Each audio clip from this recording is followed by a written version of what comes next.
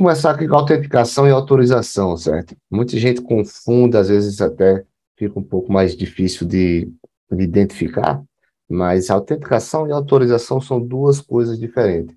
Certo? A autenticação, a gente vai verificar se o usuário, de fato, ele é válido, se é um usuário que ele existe, que, que ele está no nosso banco de dados, que é um usuário que pode ter acesso às outras funcionalidades, a funcionalidade do sistema. E a autorização é quais são as funcionalidades do sistema que aquele cara pode ter, que aquele usuário pode ter. Ou seja, a autenticação a gente vai verificar, viu que o usuário é válido e, vamos dizer, quando a gente tem um API, que a gente tem vários endpoints lá, cada endpoint é uma feature diferente, a gente pode ter autorizações diferentes para cada usuário.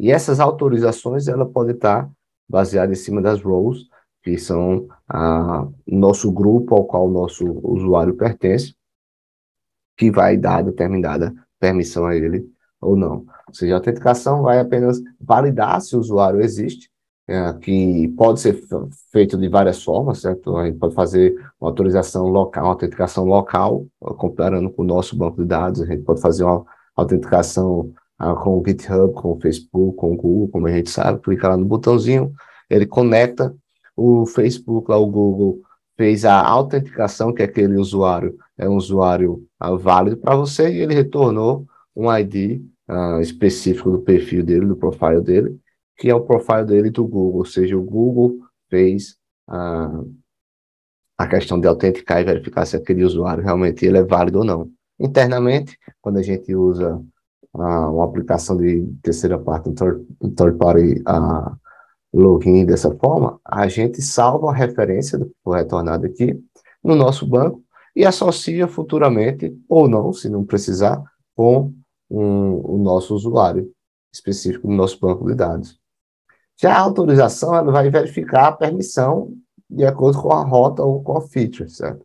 Como é que a gente controla isso? A estratégia que a gente vai utilizar aqui é o JWT, o JW3, que é um JSON Web Token, ou seja, ele é um token baseado, criptografado lá, que quando a gente transforma ele, ele vai ser transformado em um JSON.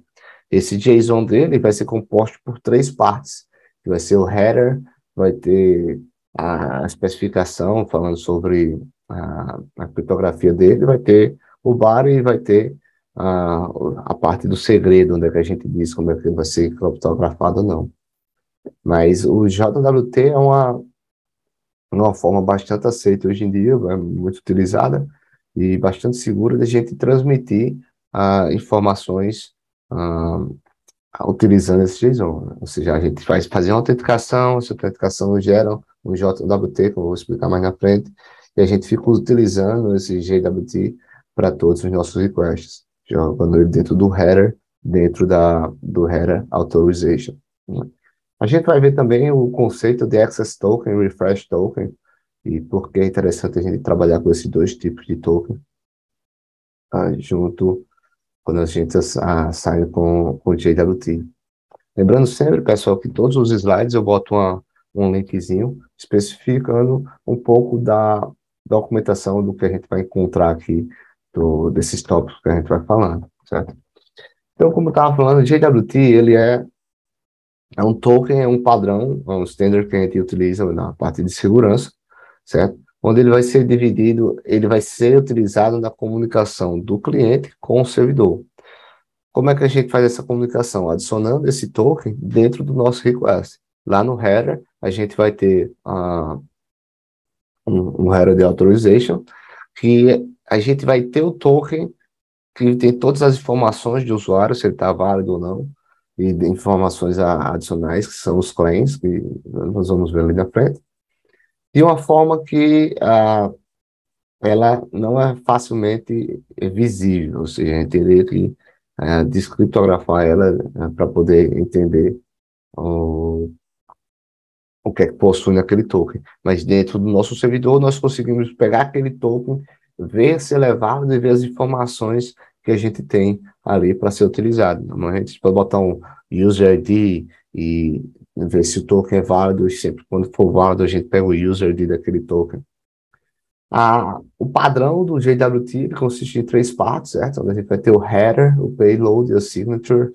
Ele vai ser convertido usando a hash, uma dessas hashes aqui, num token só, certo? Ou seja, o header a gente vai ser feito em duas partes, onde a gente vai ter o token, qual é o tipo do token que a gente está trabalhando, no caso a gente vai trabalhar o JWT, e vai ser o algoritmo que a gente utilizou para fazer o hashing dele, né? Para fazer a parte de criptografia.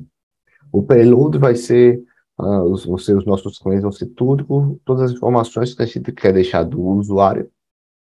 E o signature é utilizado para a gente dizer quem foi que criptografou aquele token, né? Então a gente vai ter um segredo que aquele token ele foi transformado em token, aquele payload ele foi transformado em token baseado no segredo e só vai acessar ele, aquele token só vai ser válido se você utilizar o mesmo segredo. Então você pode até pegar um token de outro local e tentar utilizar na sua máquina, mas quando você for tentar associar internamente, a primeira validação que o GWT vai fazer é se aquele token ele é um token válido, se ele foi gerado com o mesmo segredo que o seu, e depois ele vai pegar as informações que a gente tem no payload. Vou mostrar aqui só para vocês verem um pouco como é que funciona. O JWT, ele basicamente, ele é um token dessa forma aqui, ó. E à medida que eu for botando alguma informação aqui, ó, o payload é o nosso claim, eu posso botar aqui normalmente o user ID, que a gente usa no sub, normalmente fica o user ID, mas eu posso ter outra informação, desde que não seja uma informação que a gente consiga utilizar para acessar sistemas específicos, né? Mas eu posso ter informações que sejam de fácil utilização. Vou botar aqui, sei lá, o e-mail aqui. Pode ver que à medida que eu vou digitando aqui, ele vai alterando o token. Se eu pegar esse token aqui ele diz, ó, esse token aqui é do tipo JWT, e essa aqui é o hash que eu estou utilizando para transformar esse, esse meu payload aqui, esse meu web token, num token específico, JWT. Se eu pegar esse mesmo cara aqui, por exemplo, aqui embaixo vocês podem ver que ele tem um segredo. Esse segredo é como a gente vai criptografar ele, né? Secret. Ó, ele já se transformou em outra coisa. E aqui embaixo ele diz se o meu token é válido ou não. Se eu fizer um refresh aqui na minha página, ele carregou por default, certo? Eu vou pegar aquele token que eu criei, vou botar aqui, ó. Eu consigo automaticamente ver o payload dele, ver o que é que ele tem em payload, ver os tipos dele, mas aqui ele diz que está inválido. Por que ele está inválido? Porque ele vai verificar sempre o token pelo secret aqui. Então, no nosso lado do servidor, quando a gente for criar o nosso token, a gente vai ter que especificar qual é o payload dele, quais são as informações que a gente vai querer que trafegue na nossa network, certo? Lembrando que esse token aqui, eu vou colocar ele no nosso header, ou seja, na autenticação que eu for fazer aqui, por exemplo, no header aqui, eu vou botar aqui um authorization, e vou botar um bear token. Bear token é a sigla que diz que a gente vai ter um token logo depois, é o padrão do GWT.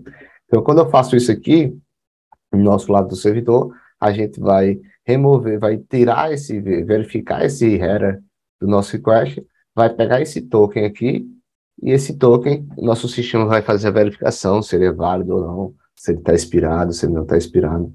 Todas essas informações a gente pode botar aqui.